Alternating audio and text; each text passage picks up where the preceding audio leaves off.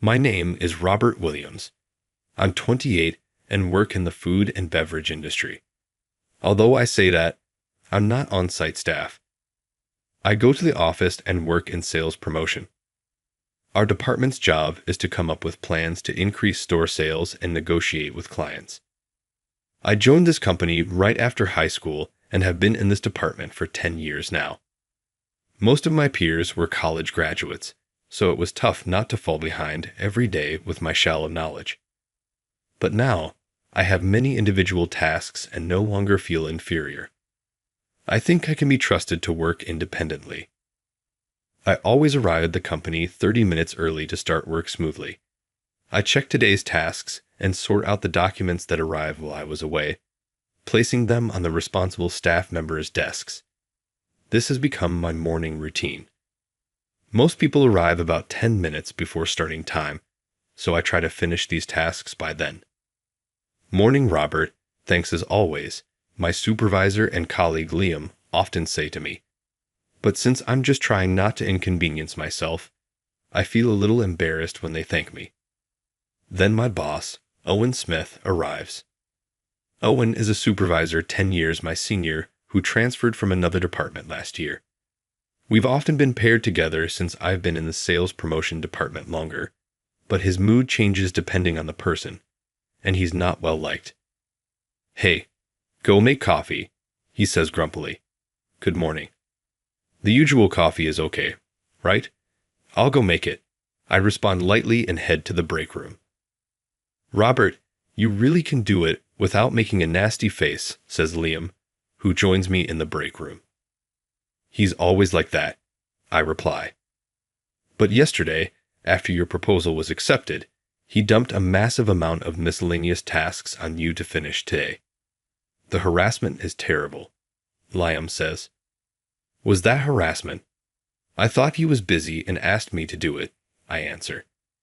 Liam laughs and says, "You're really knave." Owen is waiting for his coffee. "Yeah, just put it there," he says curtly, not looking up from his computer screen. Liam sends me a wry smile, but it's just the usual Owen, so I don't mind. I start my work without concern. When Owen first transferred here, he was more approachable, asking for help with the promotion department's work. But after I received praise for summarizing a document that was well received by the big bosses, his attitude towards me changed. He started dumping work on me, saying things like, "I'll give you this little job," or "Why are you the only one getting praised? You don't have much of a head on your shoulders." Even directly expressing his disdain, it's clear that he doesn't feel good about me. If we're working together, though, it's not like let sleeping dogs lie. We are often paired, so all I can do is go with the flow and get along with him. As for work, I'm enjoying it every day, except for having a troublesome boss. The crowded train to and from work is a bit tiring, but it's unavoidable in the city. Then, one evening after work, I was standing near the door on a crowded train. A black-haired woman was standing diagonally in front of me. It was clear that she wasn't American. What country is she from? What a beautiful hair color. I was thinking about that and standing blankly when I noticed that she was swaying in a way different from the train's shaking. She was pressing the temple area with her left hand and looking down, but her face was pale when she looked up slightly. "Is she okay?" I worried and glanced over, clearly noticing that her complexion was getting worse. "Are you all right?" When I asked, she nodded slightly, but she looked like she might collapse at any moment. "Excuse me for a moment," I asked the person next to her to switch places. "Hold on if you need to. Let's get off at the next station." The person is a woman, so I'm worried about offending her. But before I know it, I've taken action. When we arrived at the station, I supported the woman as we got off the train. She really looked like she was struggling to stand. She was weak, but to keep from falling, she clung tightly to me as we walked to a bench. Kind strangers called for a station attendant, offered a bottle of water, and even draped a jacket over the woman. A station attendant who heard the commotion came over to the woman saying, "Let's go to the medical room. Can you walk?" "I'll support you," I said to the woman. But watching her reaction, I suddenly realized something. Huh? Does she understand me? Thinking this, I asked in English, "Do you understand me? Do you speak English?" "I speak a little English," she replied immediately in English. "Let's go to the medical room together." When I said this in English, she got up, holding on to me. Just then, another station attendant arrived with a wheelchair, and we headed to the medical room together. But once she laid down on the bed, her face was still pale, her hands were cold, and she seemed to be getting worse. The station attendants suggested calling an ambulance. I spoke to the anxious woman. "I can interpret. Shall we go together?" When I asked, she said, "Thank you, please. I just arrived in America and don't understand the language yet," gripping my hand. An ambulance arrived quickly, and I went to the hospital to interpret.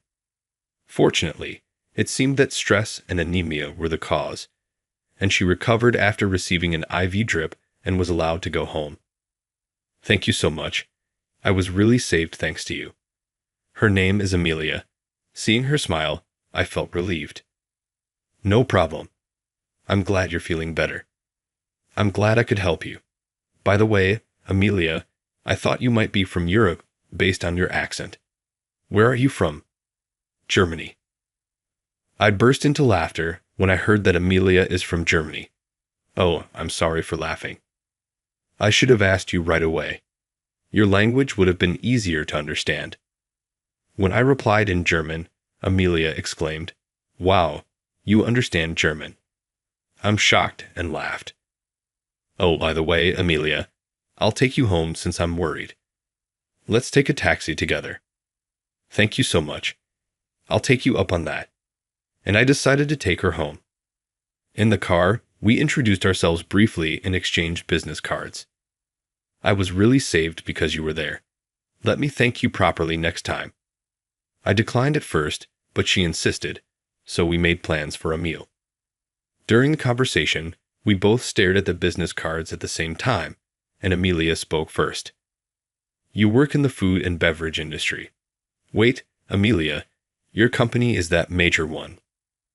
We talked about each other's companies, and by the time we arrived at Amelia's apartment building, the conversation deepened. "Let's talk more over dinner. I'll get in touch once I find a free day." "Sure, see you next time then." With those words, we parted for the day, and I headed home. Days later, Amelia and I had dinner, and the conversation naturally turned to work. The more we talked, the deeper the conversation got. The reason it gets so deep into work is that Amelia works to spread German beer in America, and I work in the food and beverage industry. I had no choice but to jump on. I've expressed all my thoughts. "I really want to do business with your company. What do you think?" Of course, I was not able to decide this on my own, but the more we talked, the more ideas came to mind, and I believed that if we teamed up, it would be beneficial for both sides. I told Amelia that I would take it back to the company and respond. The next day, I reported my conversation with Amelia to my supervisor. I briefly explained how I met Amelia and then explained the subject of German beer. My supervisor seemed very impressed and said, "Sounds good, Robert. Give it a try." I conveyed this to Amelia and further discussed it, prepared documents, and submitted them. Soon, instructions came from the higher-ups to proceed, as it was a rather big deal. The company united to ensure the deal was successful, and a project team was formed. Since I had been advancing the discussion with Amelia, I was appointed as a team leader. This was my first time leading such a large deal, but with the support of my boss and colleagues, I began the exchange with Amelia. However, something unexpected happened midway. In the midst of the company's excitement about this large deal, there was only one person who was dissatisfied. It was my boss, Owen. "How far have you come? Are you really up to this? You can't handle such a big deal with just a high school diploma. Lend me a graduate from a national university. I'll take over as leader. Give it to me," he said. He then took the documents from my hand and went straight to the supervisor to negotiate. The supervisor and Owen spent quite some time talking in another room. When the supervisor returned to the department, he seemed a bit worn out. "I'll take care of it, so be prepared," Owen told me cheerfully, and then headed off to negotiate with Amelia's company. "I'm really sorry, Robert. It was your project after all. Thank you for bringing it this far," the supervisor said, patting me on the shoulder, and went to tell the project team that I had been removed. I never expected to be not only demoted from leader, but also removed from the team. Apparently, the supervisor had no choice but to remove me, as I was the only one who could take over Owen's current job. But in essence, he was talked into it by Owen. Although it was frustrating, I told myself that my abilities were still not enough and focused on my newly assigned work. Then, I heard a story from my colleague Jack, who was on the project team. Owen taking over my work was not only because he disliked me, but also because he had ulterior motives. Come to think of it, Owen loved women from abroad. I had heard that he always went to pubs and bars where women from abroad worked for a drink after work. It's none of my business that Owen is single, but since the leader on the other side of this big deal was a German woman named Amelia, he seemed to have faint hopes of turning their acquaintance into a romantic relationship. Recently, Jack was invited to drink by Owen, and that's what he heard from him. I was dumbfounded by the unexpected reason. Surely he was getting carried away, since it's rare to negotiate with people from abroad. However, I thought that as long as the negotiations were successful, that would be fine. I wondered if they had reached the final stage, since it had been a while since the change in leadership. I had to handle Owen's share of work as well, so my mind was away from the large deal, but I was curious. Just then, Jack happened to walk by, scratching his head. "Hey Jack, how's that project going? Is it almost settled?" Expecting a positive response, I called out cheerfully, but he replied with a rather grim-faced and a soft voice. "Well, about that, apparently the conversation was not progressing very well. There were problems with the negotiation documents and interpretation, as well as Owen's German level. The documents I had prepared were written in German for Amelia to understand, and only the important parts were translated into English for our members to understand. Since all the documents that Owen and the team had seen in the beginning were translated by me into English, Owen seemed to have been troubled when he started as a leader and all the new documents were in German. Of course, there was an interpreter for Amelia from the beginning, but the conversation during the negotiations was conducted almost entirely in English. The interpreter was translating German into English for Owen. The difficult parts that didn't get through were translated into English, but the process of translating along the way was taking too much time. Because of that, things that should have been settled were not, and both Amelia and our higher-ups, who knew the progress, were in a heavy mood. While I was working at my desk, Liam came running over to me looking flustered. "Robert, emergency. Come to the conference room immediately, please." When I asked what had happened, I found out that Amelia was about to throw in the towel. It seems Amelia was worn out from negotiating while translating. "I've had enough of this hassle. Please call Robert. I trust him more than you. When Robert was here, everything went smoothly. Why has he been left out?" Amelia seemed so dissatisfied that she was about to walk out. I hurried to the conference room, entered the room, and said, "Excuse me." Then Amelia's face lit up, though she was angrily speaking German to Owen. "Robert, I've been waiting. I really can't move this conversation forward. What's going on? Is he really your leader? He's totally useless." I apologized for my boss, but Amelia calling him useless was a bit too much. Amelia happily spoke to me in German. I replied in German, and we both chuckled, unsure if it was a joke or serious. Owen and my colleagues were staring with their mouths open. It's natural since they don't understand German, but more importantly, Amelia's mood seemed to have improved now that I, who can speak German, was there. With Robert here, everything will be fine. Let's move on. Robert will be handling this, right? The interpreter translated Amelia's German words to Owen. Owen bit his lip with a bitter face and said, "Only Robert, please," and moved to the seat behind him. Afterward, with me leading the conversation, we quickly reached the final stage. The next time we meet, the deal will surely be sealed. Before I knew it, my manager and other bosses had gathered in the conference room.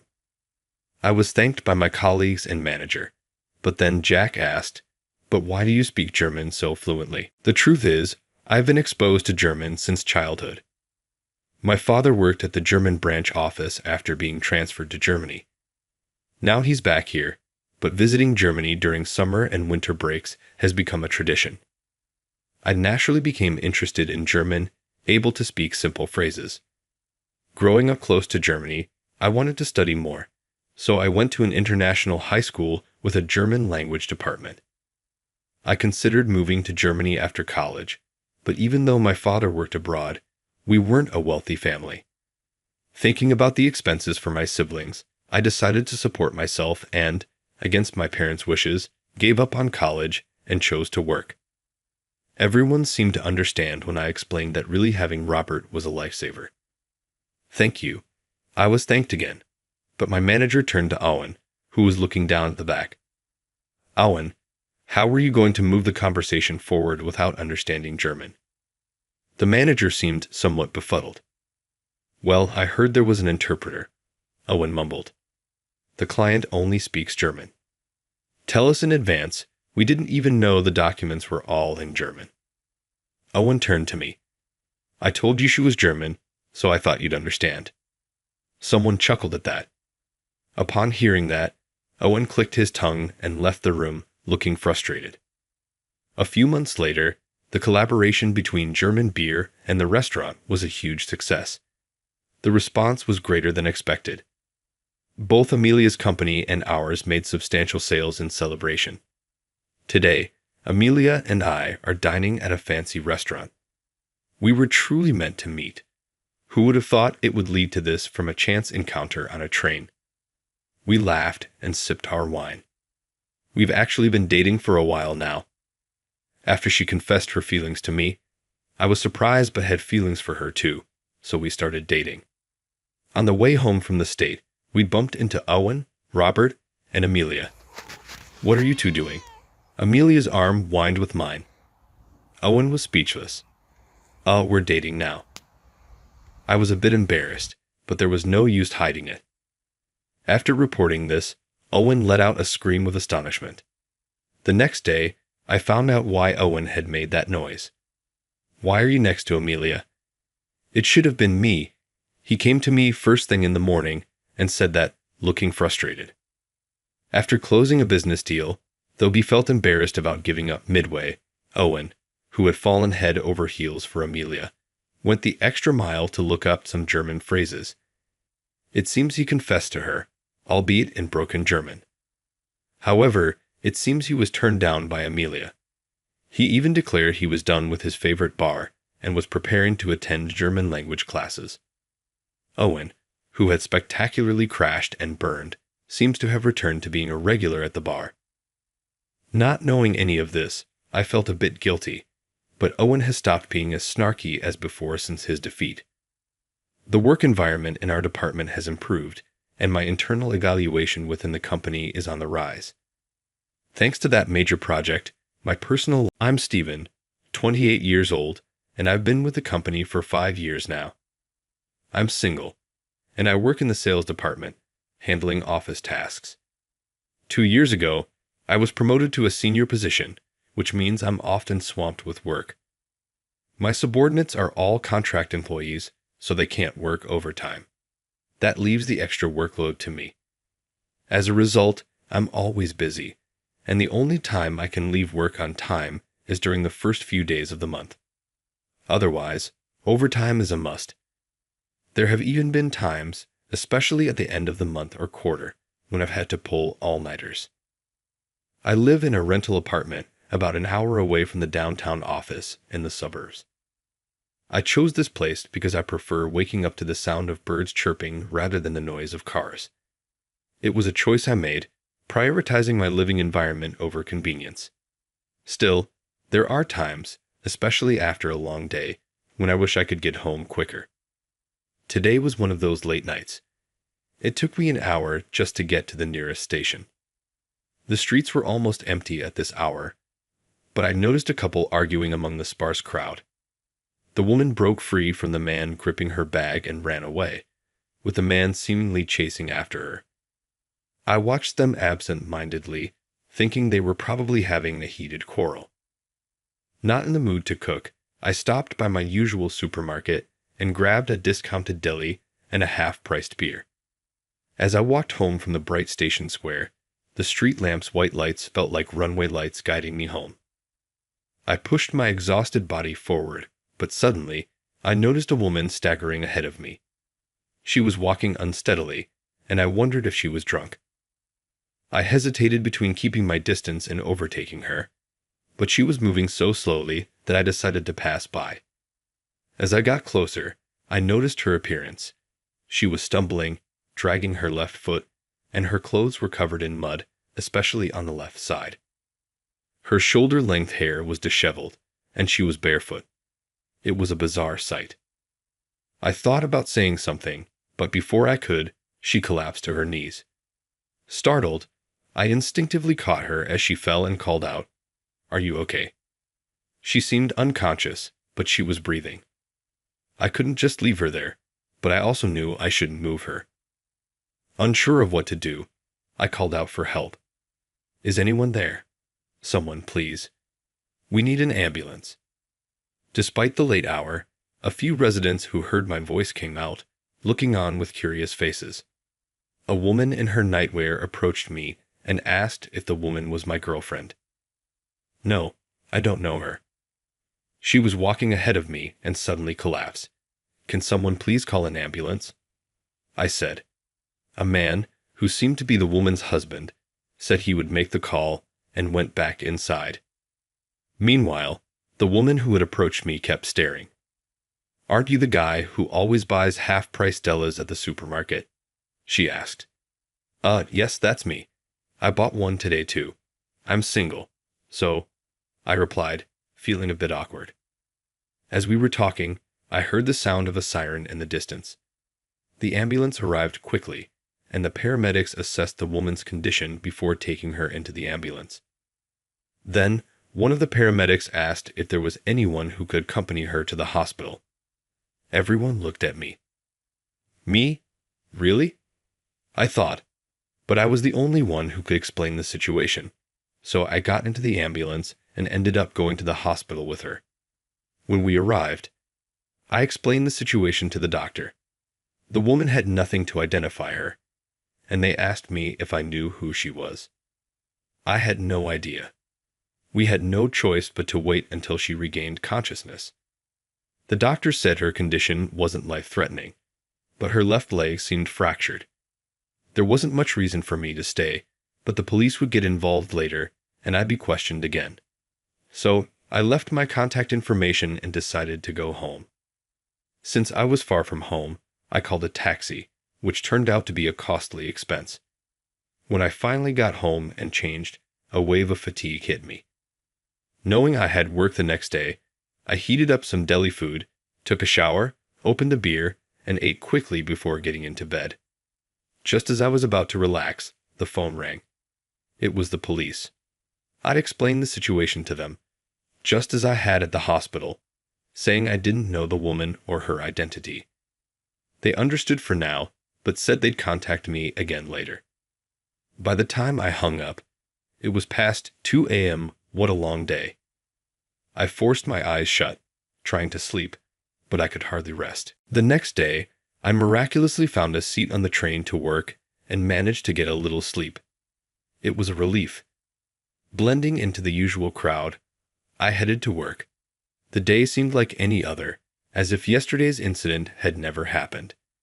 It's amazing how such a significant personal event can have no impact on the world. With that thought, I arrived at the office and greeted everyone with a forced good morning. After the morning meeting, I started my usual work. Another day of the same old routine began, or so I thought. After finishing a task, I looked around and noticed that my boss, Tom, and the section chief, Ken, weren't at their desks. Did a sudden meeting start? Eventually, Tom returned, but instead of going to his desk, he came straight to mine. Why? I wondered, and then he suddenly patted me on the shoulder. My heart sank. Was this the shoulder pat that signals you're fired? But then, surprisingly, Tom smiled. Ken, who had arrived later, was also smiling. Jess, what's this about? I asked nervously, trying to smile back. Tom continued with a grin. Actually, we got a call from the president of our client company, Mr. Smith. He said you helped his daughter last night. That woman was President Smith's daughter. I was shocked. I had just called an ambulance for a woman who had collapsed near my home the night before. I briefly explained this to Tom. This afternoon, President Smith is coming to meet our President Williams, Tom said. He wants you to be there too, so please make yourself available. I'm counting on you. Yes, I understand. The situation seemed to be getting more serious. What's going to happen to me? As scheduled, President Williams returned in the afternoon, and soon after, President Smith arrived at our office, escorted by Tom and Ken. I headed to the president's office. Excuse me, I've brought Stephen from the sales department, Tom said. Oh, I've been waiting, came President Williams' voice from inside the room. I started to feel nervous. Tom opened the door, and we entered the president's office. Sitting on the guest sofa, facing President Williams, was President Smith, with a woman beside him who seemed to be his wife.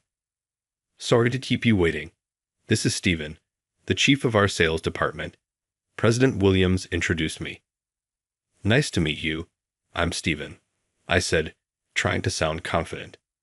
When I raised my head, President Smith and his wife stood up and came over to me. So, you're Stephen. I'm Smith, and this is my wife. She wanted to meet you too, President Smith said. Thank you so much for helping our daughter yesterday, Stephen. We really appreciate it, President Smith said, firmly grasping my right hand with both of his and shaking it vigorously. His wife nodded politely and smiled. Let's sit down and talk over some coffee, President Williams suggested, and they returned to their seats. Stephen, the discussion from here on is about a private matter of President Smith, so I'd like it to be off the record. Is that okay? President Williams looked at me meaningfully. Is it all right for me to be privy to such a discussion? I wondered.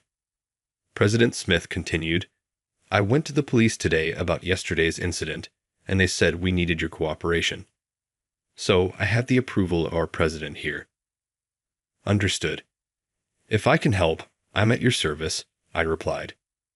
Thank you, and sorry for the inconvenience, President Smith said, thanking me again.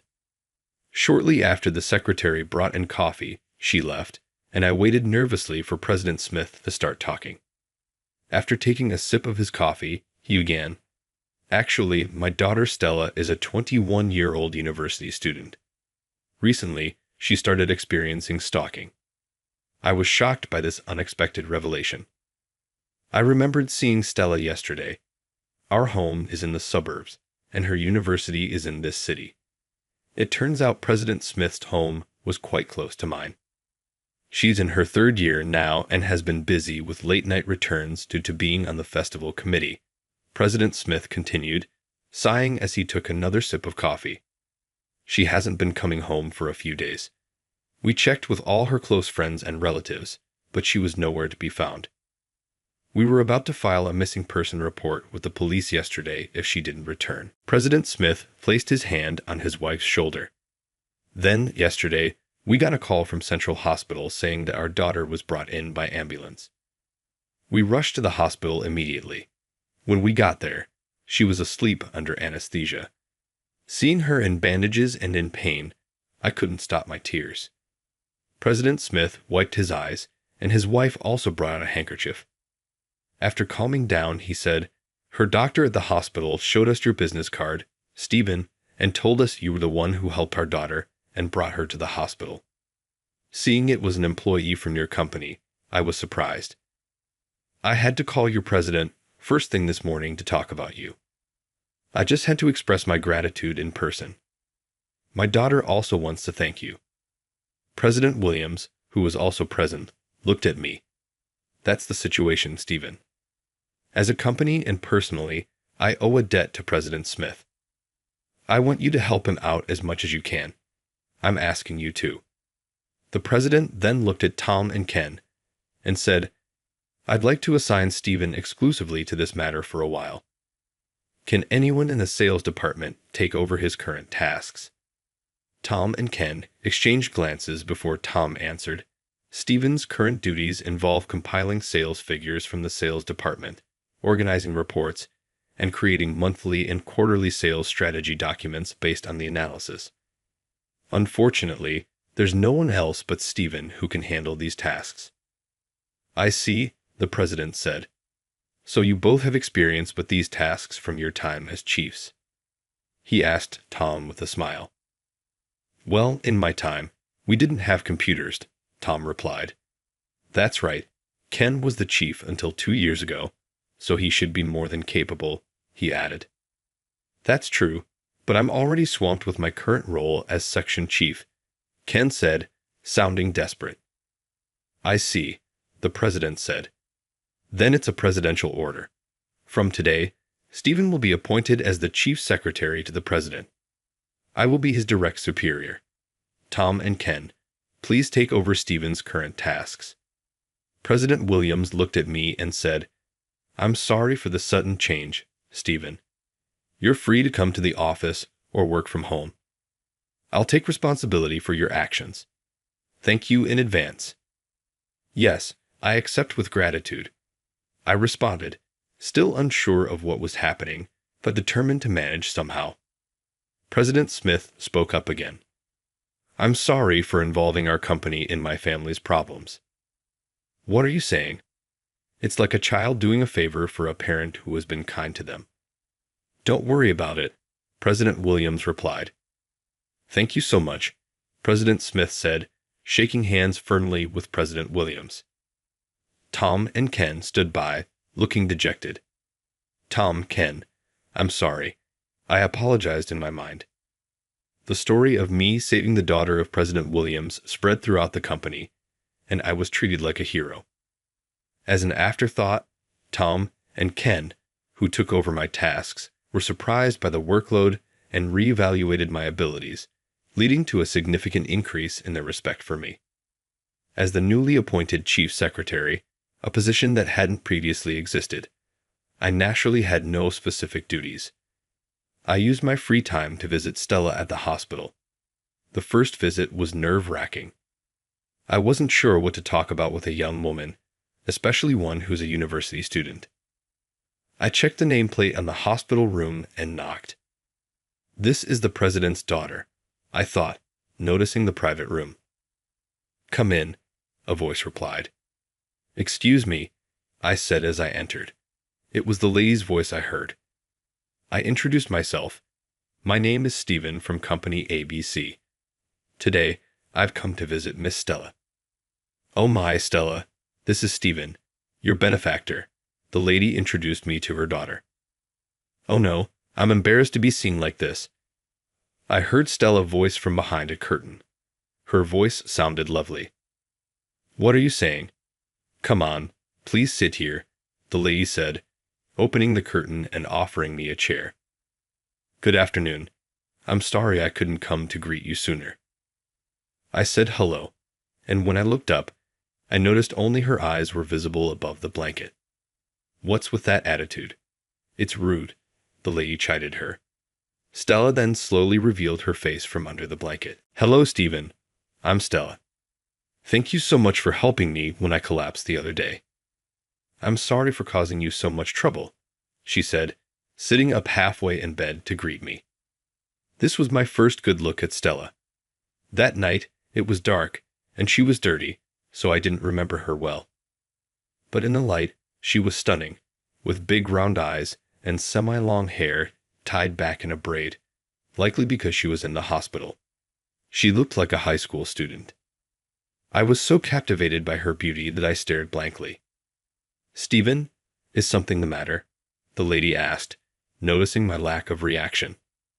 "Oh, no, sorry. You're just so beautiful." I couldn't help but stare, I admitted, letting my thoughts slip out. "Oh, you're quite the charmer," the lady laughed. Stella's face turned bright red. As for me, my mind went completely blank.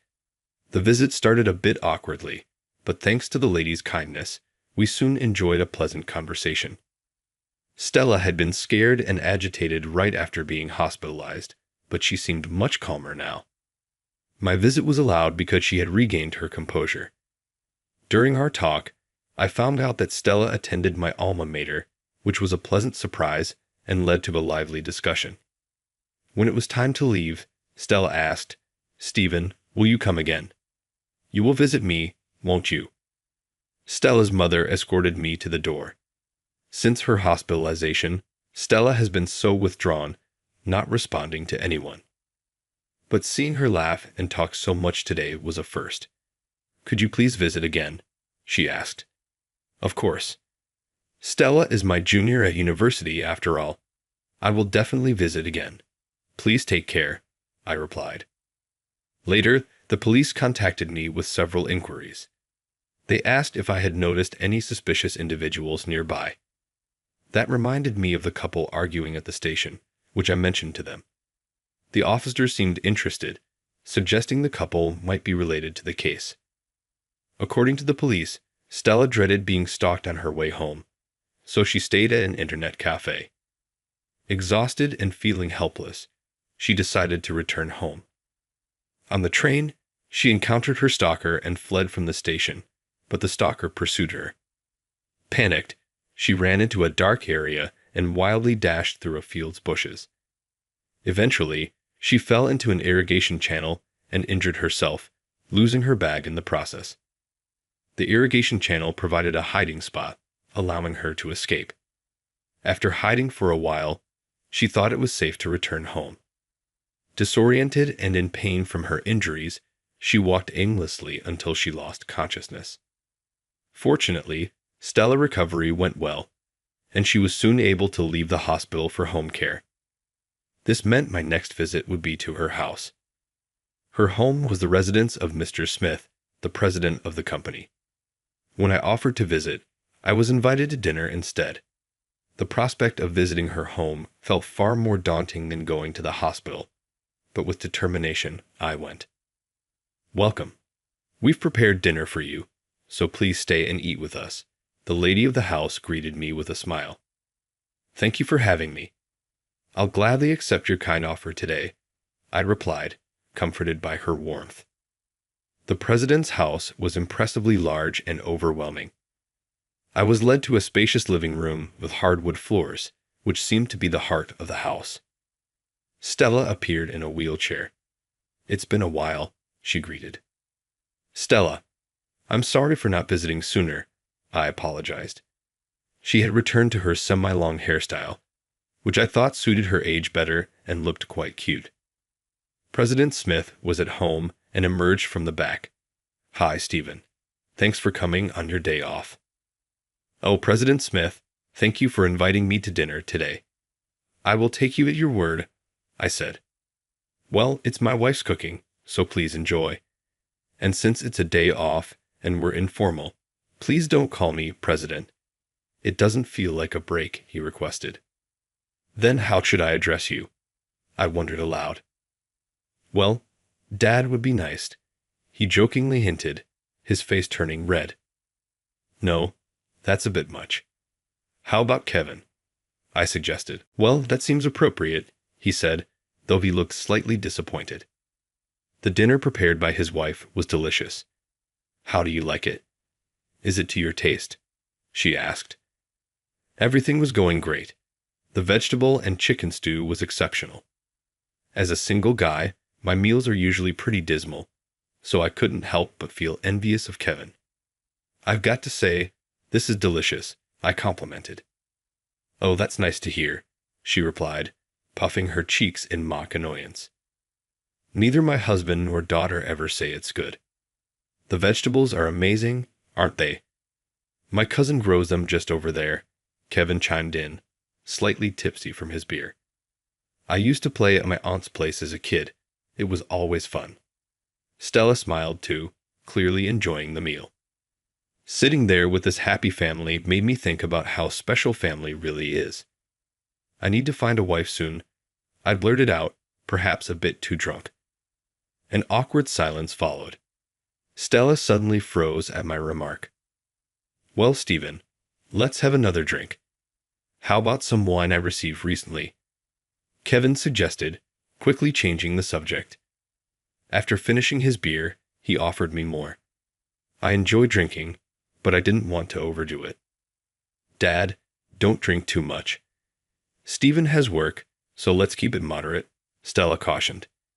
He's just happy to have someone to drink with, right, Kevin? She added with a smile as she cleared the empty plates. I had a wonderful time and decided to leave. Stella packed some stew for me to take home.